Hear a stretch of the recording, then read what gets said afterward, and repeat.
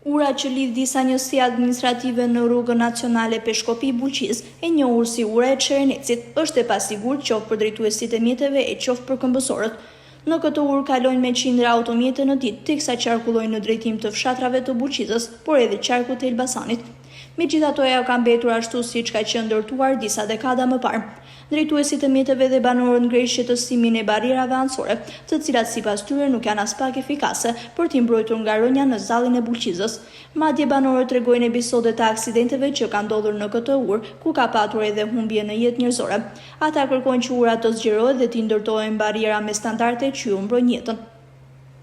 Duhet me çdo gjë, me fjalë gjithë kjo rrugë që është bërë me fjalë për çdo gjë e ka lënë tu.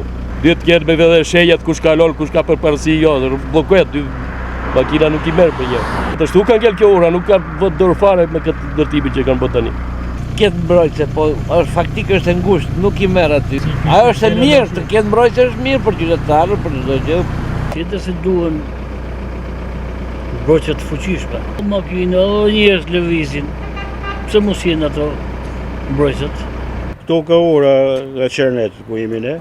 Vëlla im ka ra këto poshtë. Po të qenë për përsusja dramate. E pështoj Zoti, voci vlajt prap, voci në Vruzet ra, edhe ai para 3-4 vjetëve ra, aty ra dërë, ra në ujë, nga i vdiq ai, 27 vjetë. Tani po të ketë përfërsuse, mirë kjo të gjënohet. Ne, kur vim nga Çereneti, kur vim këtu në loj, po të ketë 2 kalime, ikim punë time. As tabela, as gjas, po këtë. Problem shqetësues mbetet edhe kalimi një herësh i makinave dhe këmbësorëve, pasi këta të fundit nuk kanë hapësirë të dedikuar për ta.